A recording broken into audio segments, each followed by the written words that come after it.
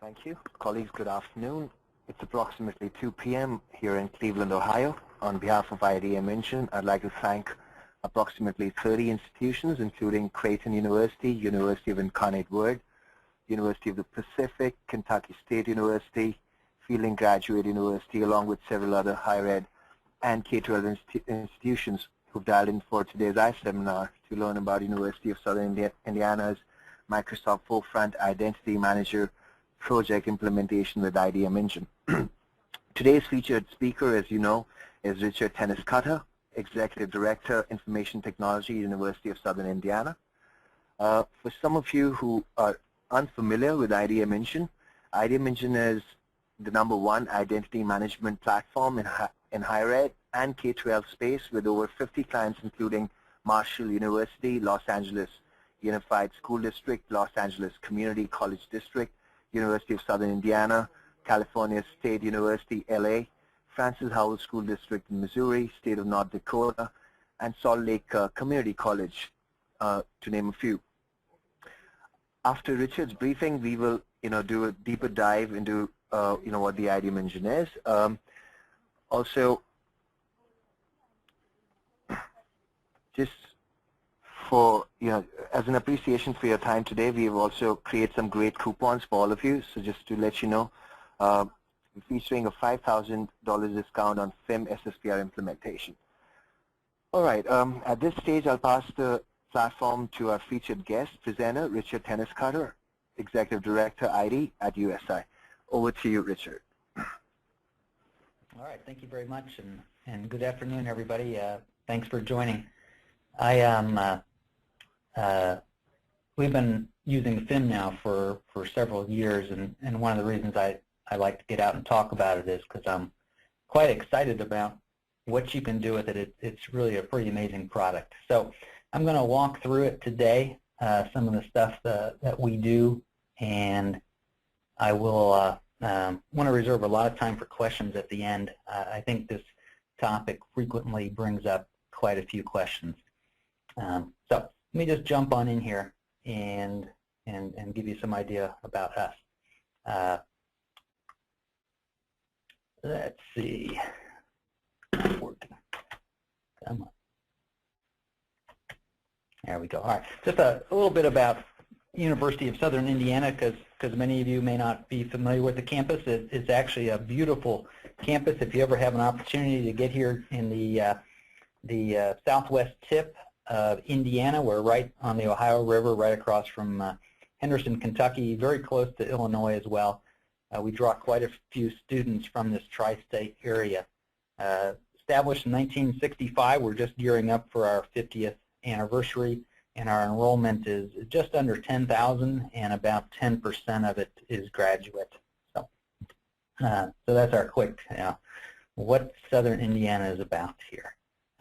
So in today's session, I want to talk about our move to Forefront Identity Manager, some of the challenges, what the solution was, how the implementation, some of the issues about the implementation, and some unique issues for USI that we were trying to accomplish. And then lastly, some recommendations and lessons learned. And as I said, we'll try to definitely save quite a bit of time for question and answer. Okay, so challenges. Going back 3-4 years back here at USI, if you looked at the structure, you would have seen that our user accounts were spread across 3 separate directories. We had a Novell 6.5 directory, which was left over from running Novell clear, left over from the 90s effectively, several thousand accounts in that. We also had a Windows Active Directory, again, with several thousand accounts. Typically the faculty and employees sat there, but the Active Directory system was used mostly just to support Exchange email. We also had a Sun Directory service. In general, everybody sat there, and it was the core service for the campus. But we did have then multiple directories with multiple passwords that adds to the complexity of our system. Some of these things were obsolete, and we needed to decommission them, and trying to find a path forward to shutting this stuff down was one of the big challenges, and I'm going to spend some time on what that looked like. We did have an account provisioning system. We are a banner school, and we had a homegrown account provisioning system that took accounts information from Banner, propagated them across to the Sun LDAP.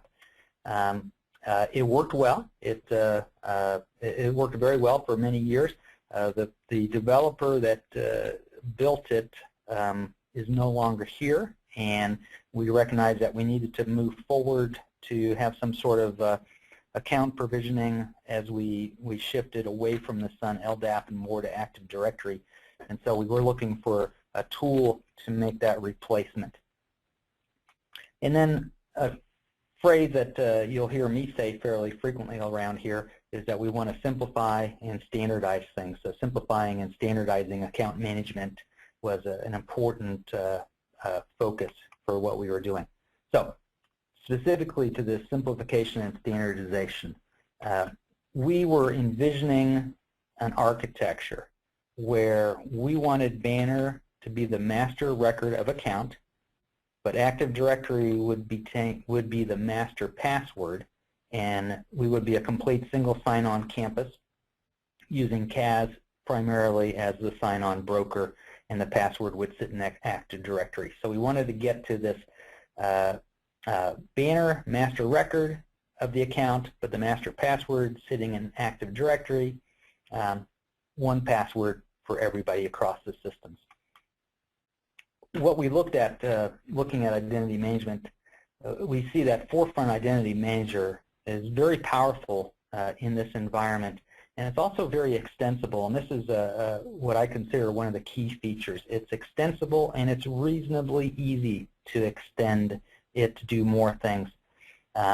It supports this architecture very well, integrates back into the Banner and the Oracle type products, feeds out to Active Directory well, SQL Server, those kinds of things. Also, if you are on a Microsoft Campus license at your school, the Identity Manager is quite cost effective. It's not a very expensive product at all to run. Here at USI, we tend to be fairly lean. We consider ourselves a very economical institution, and what we will quite often do is use external technology consultants for the heavy lifting that has to take place. So in this particular case, IdMEngine is the team that's providing this heavy lifting for us, and I think that's worked very well. So on to what the architecture looked like. So I'm going to step through in a fair amount of detail where we were and how we evolved this. So this picture right here is the architecture that we were looking at 3 years prior. If you see in the lower left, we have the Novell directory system. Didn't do what I wanted to. The Novell directory, and next to it the Windows directory, just supporting Exchange, as I mentioned. Banner feeding up to the Sun directory. We also had a mail.usi.edu. This was an older Unix-based mail system, also obsolete, that we wanted to migrate away from. And some of the other interesting things about the environment, if you look across that top row, the student desktops, for example, didn't authenticate into Active Directory because the students' accounts weren't even there. So the student desktops linked over to the Sun directory. And the faculty, staff, and students all through the portal. The portal went through the Sun directory. So this was the architecture that we were looking at 3.5 years ago in existence. And then the key challenges that we had is several of these were obsolete. The Novell was a 6.5 and it needed to go. The Sun directory, Sun LDAP directory, was also no longer on maintenance and not receiving patches, and we needed to phase that out. And the Unix mail itself was quite dated at this point. We didn't have support for we didn't have good attachment support, HTML markup, smartphone, those kinds of things, and so we needed to phase those out. So trying to find the path through here became a rather complicated problem to solve. So the first thing that we're looking at is we decide we're going to tackle the Novell directory first. So there is a management agent for the Novell directory to bring it into FIM, but we didn't feel that we needed that. We were just going to be able to shut down Novell, make sure all those accounts were in the Windows directory. So we didn't go forward with a management agent for FIM to link in Novell. We just decided to manually make sure all those accounts were replicated over to the Windows directory, and then we took that out of service. So we pulled that one out ourselves initially to get to this picture right here. Now we're down to the two main directories, Windows directory having, again, the employees, and the Sun directory having pretty much everyone associated with the campus in that. So next step is the feed from Banner to the Sun directory. This is where we need to figure out how we're going to replace this homegrown feed and get the data over to the Windows directory. And this is where FIM comes in. So our next step is to bring FIM into the picture. And again, this is where we outsource the heavy lifting to the IdMEngine folks. So we're going to bring FIM into the picture as the Banner feed, and then FIM has what's called the metaverse. The metaverse is the full set of data, and then management agents to sync this data out to the other systems. So we populate the FIM metaverse with the data, and then we set up the management agents to sync the data back out. So the data is now going to sync across the Sun directory, out to the Windows directory, and sync up to the Exchange email system. So this was the big piece to put in place. Took quite a few months, and I'll talk some more about that on some other slides, but this was the big challenge to bring this in and make this happen. Now once we got past this, the next piece we were looking at is we're ready to pull out the old mail.usi.edu, which was sitting on top of the Sun directory. So I can't get rid of the Sun directory yet until I get rid of the mail.usi.edu piece. We went ahead and brought that in, renamed it as eagles.usi.edu email, and synced that off of FIM as well. So FIM is now building this piece. Now what we actually did there, this was long ago enough that we put this up on Live at EDU.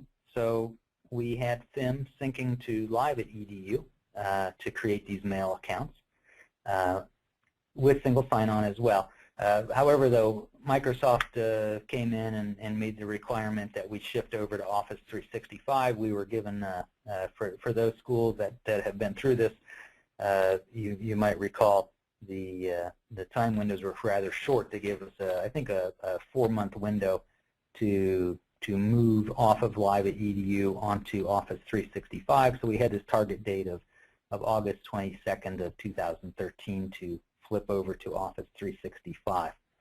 So we did do this. This required that we also bring in DirSync and ADFS to complete these pieces. Again, the IdMEngine folks built these pieces for us. But at this point in time now, we have Banner data that feeds into the FIM metaverse. It populates out into the Windows directory, synced over to the Sun directory, and supports both the Exchange mail and the Office 365 email system for us. So we're up to about this spot. Finally, just some cleanup. We're now ready to pull out the Sun directory. The Sun directory, it's time for it to go. The steps there, first thing we were going to do was we moved all the student desktops over to AD. So those desktops were ported over to the AD structure. And then lastly, we've got the faculty, staff, students that were signing on to the Sun directory. It's not in the picture here, but what we implemented was a CAS layer. We took all the sign-ons through CAS to the Sun directory, and when we were ready to make the final switch, we just moved the pointer from CAS over to the Windows directory and took these logons for faculty and staff and students and swung them over to the Windows directory, so now virtually everything's sitting on top of the Windows directory. And this finally gets us to the spot where we can shut down the Sun directory, and we shut that down and we get to our final steady state. This is where we like to talk about the simplification that occurred. We did go from 3 directory structures to 1. All accounts are in one spot, single sign-on, as well as a single password, and modern email systems for both employees and students. So this is our steady state now that we have arrived to. That finishes that set of pictures that I wanted to go over. Okay, some information about the implementation that we went through. When we started talking about this in beginning of 2012, we were going through a number of discussions about putting this in place, and we really wanted to be set by August because we did not want to be tinkering with this once all the students are arriving back on campus in late August. We contracted with the IdMEngine folks in April of 2012, and we set a very aggressive 4-month target to have this in place. At that time, I knew that was a highly aggressive route, but we wanted to see if we could get it done. So that's where we started with. Now, as we approached, the starting point then kick it off with, we had a 1-week working session with one of the senior engineers from the IDM folks, and they sat here in our conference room with a whole group of us over the entire week, 40-hour week, going through where all the data was, how we provision, what we expect to deprovision, how we're going to handle access control.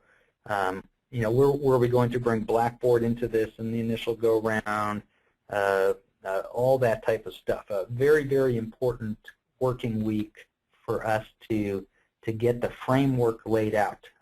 Without laying out this framework early, you really have to have this to have any idea, understand where you're going to be going with this thing. Now, as we went into the summer and we were coming up to August, we had gotten to the point where we were close to being ready to implement, but it was still unclear if it was right where it needed to be. And as I said, we knew the schedule was highly aggressive. There was discussion about trying to just work right through the weekend and try some stuff to put it in place. But in the long run, I made the decision myself that the safest route, we did not have to have this in place. The safest route was to just slow down and plan the deployment for December when we hit the end-of-year holiday break. So that's what we did. We slowed down, let everybody take a good breather, really understand the product and the steps we were going through a whole lot better, and then gather back up in December. So it was pretty much like a long lull, and then in November we started looking at it pretty closely, gathering up to make the cutover start in December. Once we got past final grades due and the students and faculty had vacated the campus, we started the actual cutover, and we took several weeks of data flow to cut this thing over. We went live on January 9th of 2013, so a year and a half ago is approximately when we went live. It became known around here as FIM Day, and we still talk about that when we're looking at accounts and we see the January 9th date stamped to them. We know that account was generated on FIM Day, for example. And we've been in production ever since. So that got us there. Now, what some of the things that was unique about what we wanted, some of the USI issues, our homegrown process was syncing every 15 minutes. it captures events off of Banner and process them through to the Sun LDAP every 15 minutes. We wanted to continue that level of timeliness for our students. So if we needed to put some data into the Banner system, that it would flow through quite quickly. The recommendations on FIM were that syncing would just be once or twice per day. That this was the recommendation that Microsoft makes with the product. But we were looking to see how could we sync this much more frequently in these 15-minute type intervals. So we kind of had a working model from our homegrown system on what we wanted to do, and the question was getting it replicated into FIM. And so again, the IDM folks took this and thought about it and came up with a solution that worked. So what we ended up doing, what we decided was, and this is going to be different than how many people would see it. And so if this doesn't fit your world, then you can ignore this piece. But in our particular world, we wanted Banner to be the master source of record, and we were not going to build two-way data flows.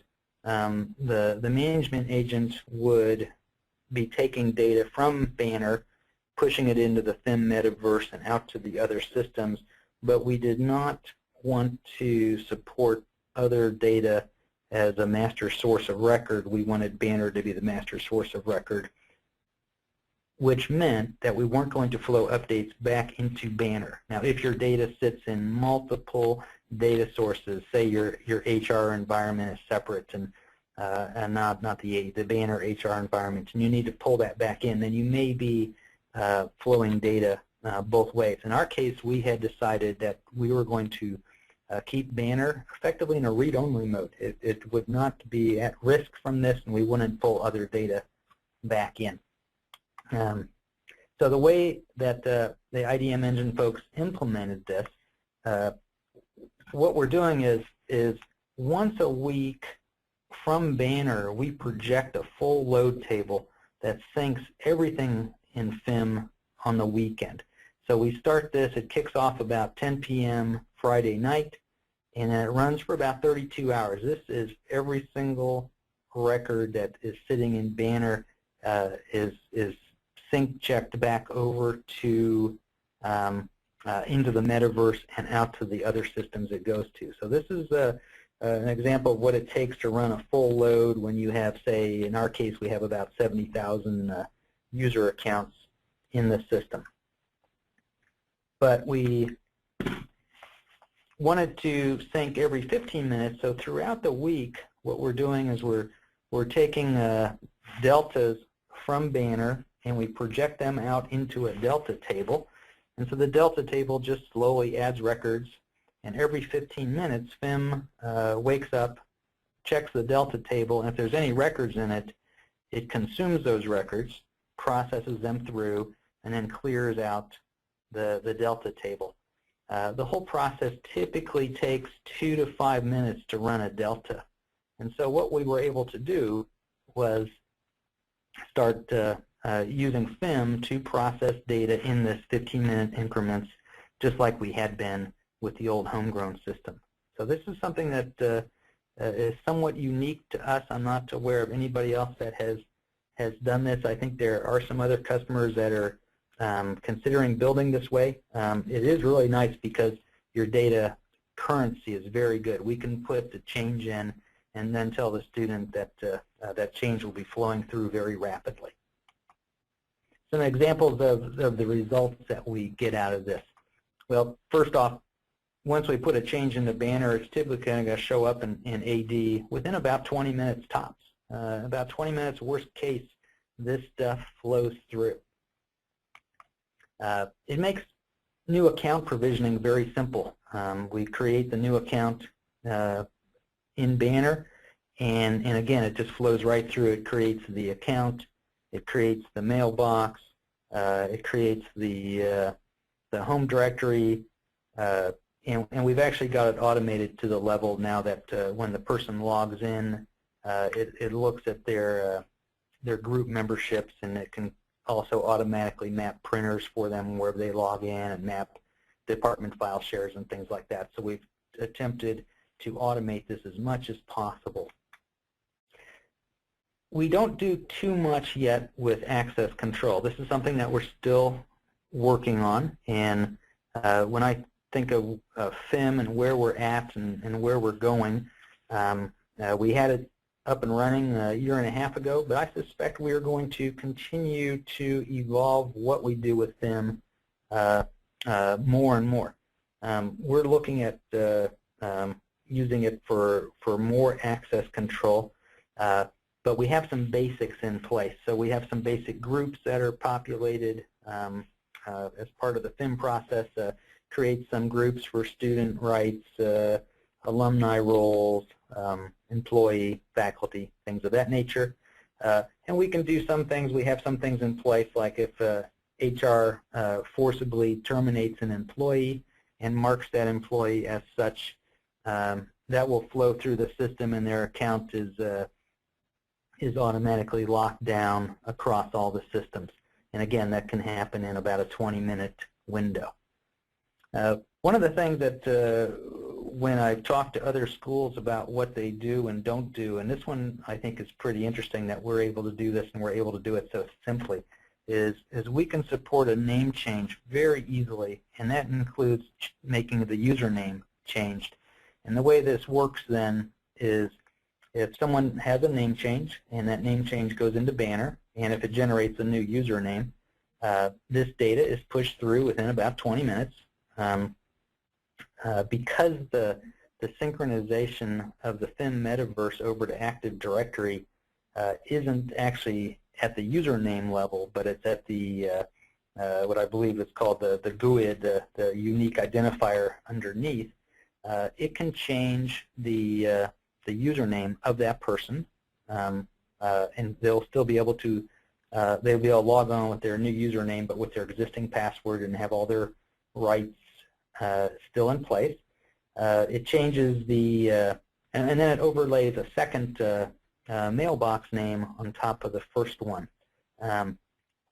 So the second mailbox name, if you're using something like Exchange or Office 365, it's very simple to overlay multiple email addresses onto one mailbox.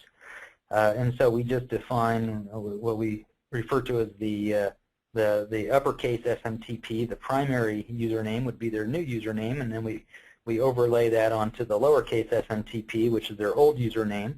And now this person who's needed a name change has their name changed within 20 minutes and has a mailbox that receives mail at both the old address and the new address, and has their username changed for log on into the system. So I've seen some discussions that a lot of places don't attempt to support name changes historically. That's something this group here has done and done well, and we wanted to make sure we carried that forward, and the FIM process works really well for solving these kinds of things. Some recommendations and lessons learned that we went through. So first off, as I mentioned earlier, heavy lifting. This is really an ideal project for heavy lifting. FIM is a tremendously complicated project.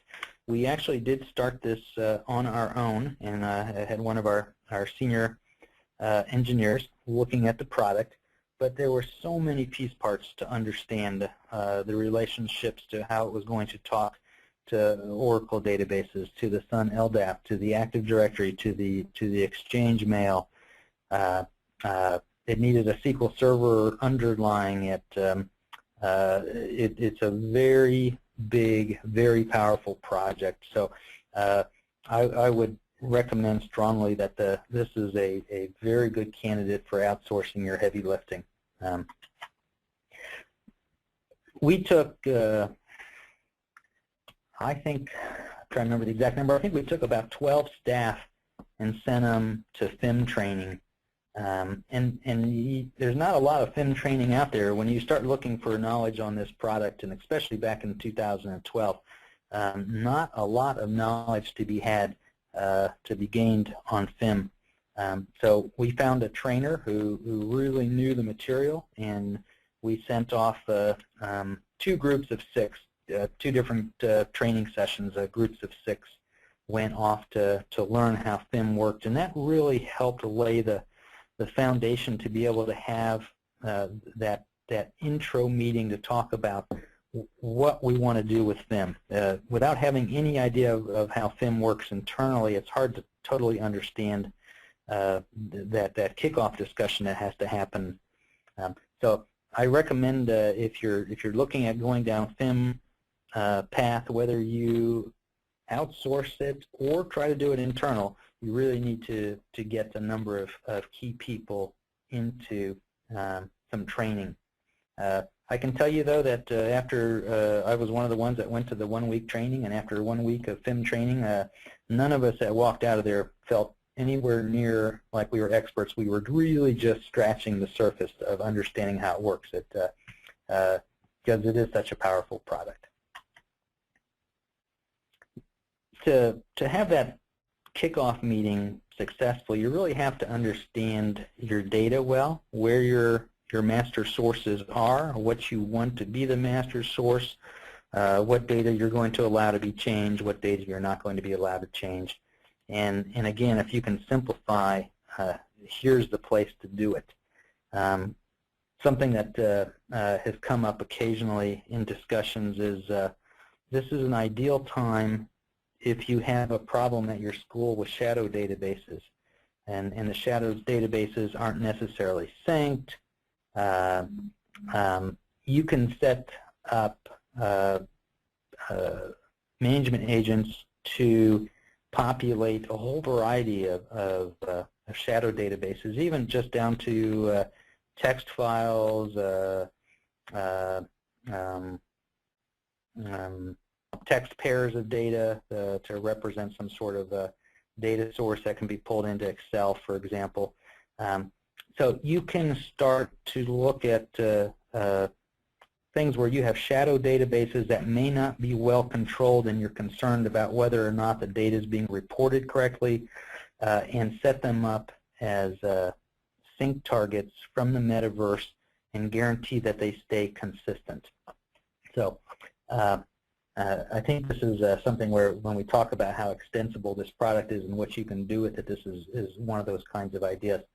But you really need to understand your data well to get this off to a successful start. The whole idea of provisioning and deprovisioning, understanding that, I really can't emphasize enough of how difficult some of those discussions become. We had round and round on all the provisioning logic that we wanted to implement, and deprovisioning became even more complicated. At this point, we actually don't deprovision very much. For the most part, people that are in the system need to stay in the system at some level, even if it's just so they can get transcripts and out years and things like that. So we have not done very much in the deprovisioning space, and we expect that's something that, as we understand it better and what our processes need to be, we will revisit. But as we were starting ours, we didn't feel we could definitively state what our deprovisioning rules were, and so we didn't build those into the system. This tool can affect quite a few people, and so it's useful to involve people from outside of IT. Registrars is a good place, admissions, HR, and in particular anybody that touches into any kind of shadow data system that you might be looking to filter out. And then the last one I have on this page here, it always helps when you look at these processes that you have in place. If you can change the existing process to simplify the design, that's probably preferred if you can do that. So keep an open mind to how you're going to change things, and you'll probably have a better end result. And then another thing that takes a little bit of time to kind of get used to, that things work differently. So the simple example of the Active Directory administrator might think they're going to change a name on somebody. They changed a name in Active Directory. Them change it right back. 15 minutes later, it's changed right back the way it was. So the old example of switch A to B, B to C, and then or B to C, A to B, and C to A, kind of run that in a loop to change the names. That's not going to work because you're going to start to make those changes, and FIM's going to come right back in and overlay it right over the top, back the way it was. So you have to recognize that where the data needs to be changed, where's the master source of record that you're going to work from. Now, there is a lot of benefits here, and this goes back to like the concept of the shadow data. If somebody takes that shadow data and changes the data, FIM's going to set it right back the way it is. And if somebody, we've actually talked about, we're not at the spot, and we may not be there for a long time, but we could potentially wipe out much of the Active Directory and just have FIM rebuild it from the ground up. We don't have everything coming through FIM. We don't have all our access control permissions, for example, but the more of it that FIM controls, the more that I could just have FIM rebuild the entire Active Directory set of accounts immediately if we had some sort of data loss. So it's a kind of an idea of how powerful FIM can be. It's a very, very powerful product. In our particular case, to try to make sure everybody understood what was happening, is we have one OU structure, which is our FIM managed accounts, and then we have another OU structure that we set up as the non-FIM managed accounts. So the FIM managed structure syncs, whereas the non-managed doesn't. So things where we wanted to have an account, test accounts, odds and ends accounts that wouldn't be flowing through Banner, for example, they're all built in the non-FIM managed account structure. But everything else sits in the managed structure, and FIM is going to keep those accounts in place and synced up. All right. And then one of the reasons I like this product so much is because it is so extensible, and there's so many things that you can do with it once it's in place. You can start to look for new things you can do. One of the ones I was mentioning is where we are looking at our access control and how granular can we get it coming directly from Banner and flowing into Active Directory. Now, this is just something we're looking at. It's not in place. But what we want to see is, can we tie into the Banner data, possibly even using something like the employees org code to tell me what groups they're in, and then I can use FIM to read that data, create their access control lists and things like that, and build it automatically. And I mentioned earlier that with group policy, I think I mentioned this, that with Active Directory and group policy, we can then start to automatically map file shares, printers, etc. And we're doing that right now, although I think we will do even more of it as time goes by. And then another one that we've had some conversation of around here that I think is kind of a fun one.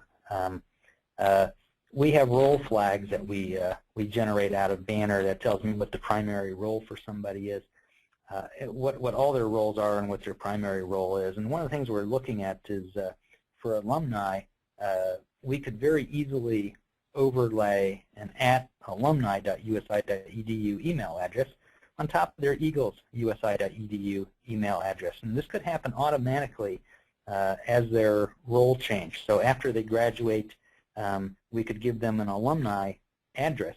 And because it's overlaid on top of the original address, both addresses continue to work. We're not breaking their account. We're giving them an extra address they can use to indicate that they are an alumni from the school. So this is kind of interesting thing when you really start looking at all the interesting ideas you can do with FIM. There's some good stuff out there. So now at this point, I think I've taken away 3/4 of our time, and I want to open it up for questions. And I don't know I can answer everything, but I'll certainly give it a try. So let me, Vincent, do you want to coordinate, or how do we do this? Sure. So we'll open the lines, and there are quite a few questions pouring in as we speak. So let's go ahead and open the lines now and take questions. Okay, I believe Rick Shaw from Antelope Community College District has a question. So let's start with Rick. Rick, you there? Yeah, I'm here. My question was in regards to your architecture with Banner and the Sun LDAP. Was that the Luminous LDAP that was associated with the older versions of, rather, the Sun LDAP that was associated with the older versions of the Luminous portal? Well, as best I can, Rick, we were on Sun LDAP clear back from about 1995, and back when Sun used to provide it for free to the universities. So it wasn't specifically tied to our time with Luminous. We didn't go to Banner until about 2005, but we were running Luminous at that point in time, and actually the whole idea of using the 15-minute window with Banner events was that, and this predates me, but my understanding was that drove out of that they were capturing events that were designed for a Luminous feed, was my understanding. So. Rick, does that answer your question, Rick? Yes, it does. Thank you. Okay. Excellent. Let's take the next question from Raul from University of Pacific. Raul, you there?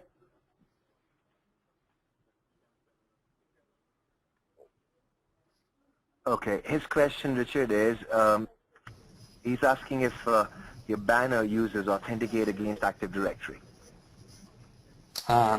They do. We use single sign-on. So when that's something I didn't go into the specific detail. The Banner password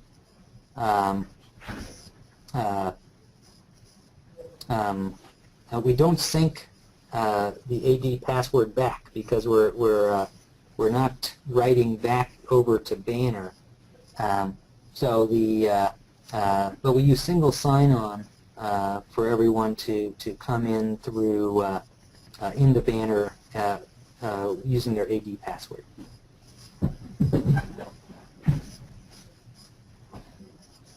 Okay. Raul, I'm not sure if you can hear me, but I have unmuted you. I'm not sure if it was.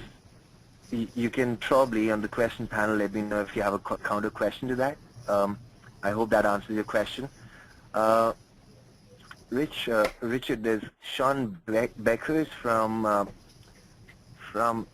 Saint. Let me just check here quickly. Okay, you have College of Saint Benedict, and she has a question. Sorry, he has a question. Sean, are you there? Yes, I am. Okay, great. Okay, go ahead. So did you, in any way in your solution, utilize Banner BEIS? No, and I don't think I've got our Banner person on the call.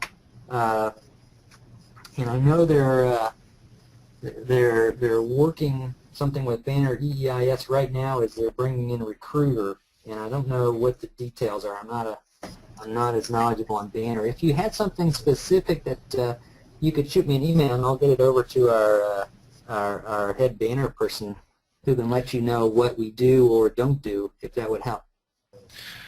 Sure. I guess the underlying question is, what on the Banner end is being used to figure out what records to push into the FIM metaverse, and what management agent are you using to connect to Banner? Yeah, so what they're doing is they actually just project a load table. So they're just building an Oracle load table that then is consumed. So it's simply I believe, an Oracle database connector at that point. They're not talking live to Banner, so we kept a wall up between the Banner and FIM, and that was, you know, an intentional decision at our end to protect that data. Again, not necessarily the way some people would choose to build it, but that's how they did it here.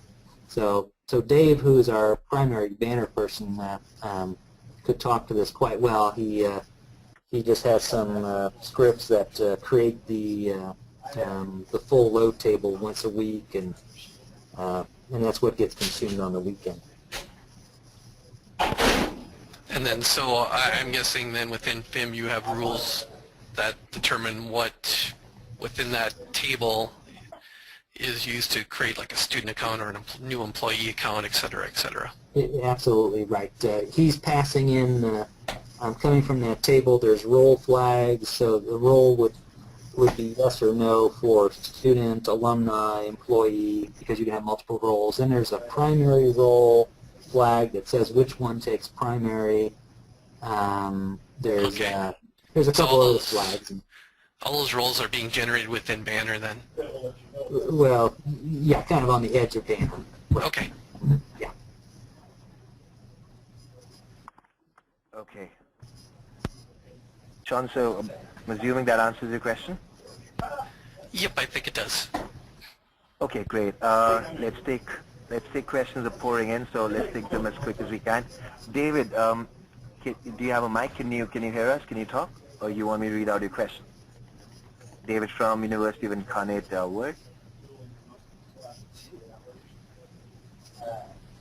Okay, I don't think David has a mic. So Richard, David from University of Incarnate Word has a question. He's saying, did you migrate from a test environment? What is your process? Yeah,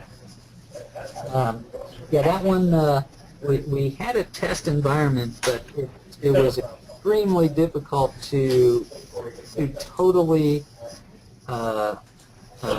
mimic everything. So we had an AD test environment. That was the primary test environment that we worked with.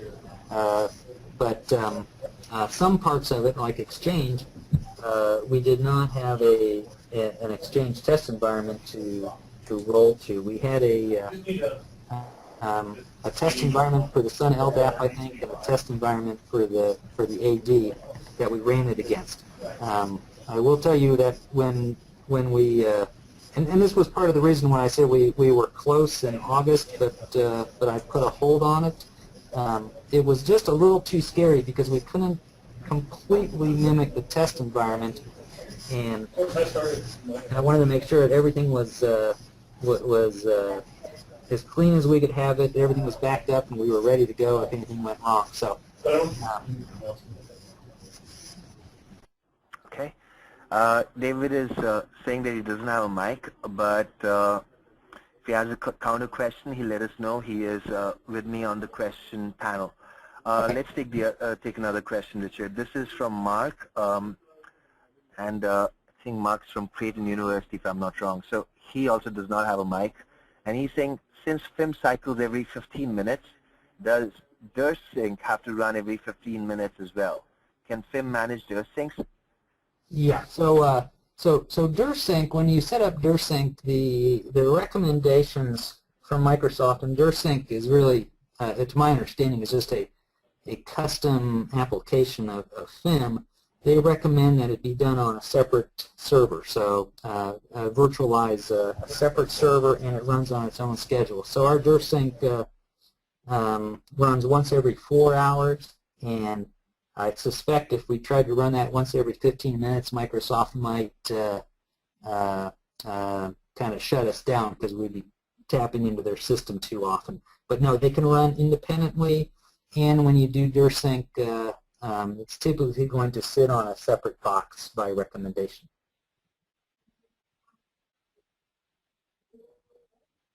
Okay. Give me 1 second.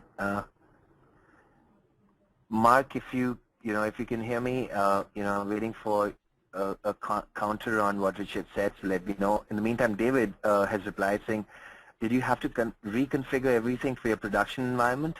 Were you able to pull any configuration over? Anything I'm using, he's also saying I'm using PowerShell to export the FIM service and FIM sync schema. I don't know that I can answer that because I probably don't have enough of the on the ground specifics. My understanding of having sat next to everybody as we went through it, that there wasn't a whole lot we had to do. We just took FIM and started by pointing the management agents to the production environment, and then doing some small feeds to see what was going to happen. But I don't recall that there was much that that we had to do in the production environment to make it work. Okay.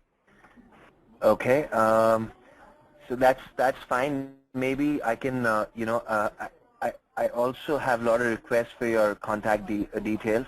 Yeah, certainly. Michael, I know. So what I can do is I can also forward your contact details to David and Michael from Schenectady. He's also asked, for recording and your details. So we'll go ahead and forward your details, and maybe you can address some of the questions offline as well. Mark is saying, so FIM creates 80 accounts every 15 minutes, but Office 365 email accounts are delayed until the next DirSync runs? That is correct. Yeah. Okay. That's something that we actually lost when we went from Live at EDU to DirSync. With Live at EDU, we were able to tie it closer together, but DirSync, we did have to back off. We wanted to run it that frequently, but they were afraid that Microsoft would throttle us if they saw that much activity. Okay. So Mark, I so hope we that weren't able to answers your do question. everything. Yeah, go ahead, Charles. Sure. Sorry, Richard. Well, I was going to say, yeah, my idea of everything happens in 15 minutes, the DirSync kind of falls outside of that as a result. Yep. He's saying, okay, thank you. Okay, cool. Let's take another question. Tad Martin from Tad from Creighton, I believe. Tad, you have a question, or I think Mark has asked the questions you wanted to, because I believe you from the same university, both of you. Mark?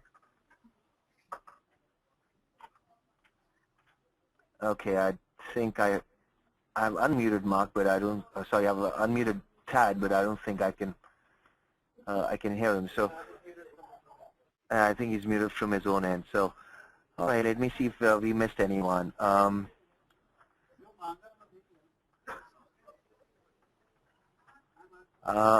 I don't think we have. I think we've addressed every question on the panel.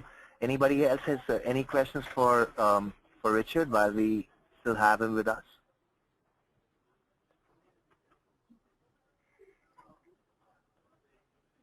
No? Okay. So we're on top of the hour, and I want to thank Richard. Richard, on behalf of IdMEngine. One second, there's a question coming in. Sorry, the two of them coming in. Sean is also asking. So what version are you running is what David is asking. I think it's 2012 R2, but I'd probably have to, if that doesn't sound right, it's definitely R2. I think it's the most current thing. So. Yeah, it's FIM 2010 R2. That's correct. 2010 R2. Sean, okay.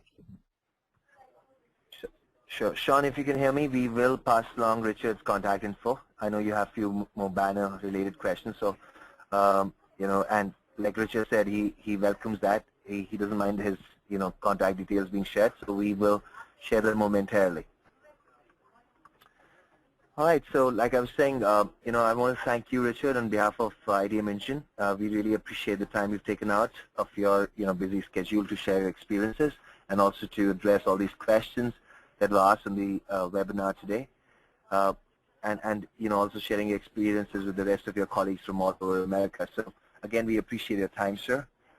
Like I said, there are a few folks who have requested contact info. We happily encourage that. We will be sharing Richard's contact information. For 28 institutions that have dialed into today's briefing, we appreciate your time you've taken out.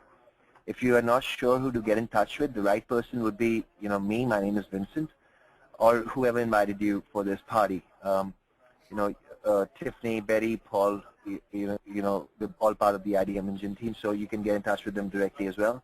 We will be sending out follow-up emails along with the presentation to all the attendees. And if you're interested, we would be happy to schedule a one-on-one session with our technical team. Like I said, Richard is very referenceable, so we would be happy to get him on a call with you as well if you would like to do so. And just to add in there that, I don't know all the technical stuff, but I've got technical people behind me that I'll bring them in or just put them directly in contact with anyone. So not a problem there. Thank you, Richard. That that is appreciated as well. So, and we will let you know as and when the requests pour in. Anything else you want to add in? I believe there's another. Let me just check before we go if there are any more questions. I don't think there are any more questions. So, okay, I think with that, this is IdMEngine, and once again, Richard, thank you. We're on top of the hour. We can, I think we're signing off. Okay, very good. I hope everybody found it useful. Thank you, Richard. All right.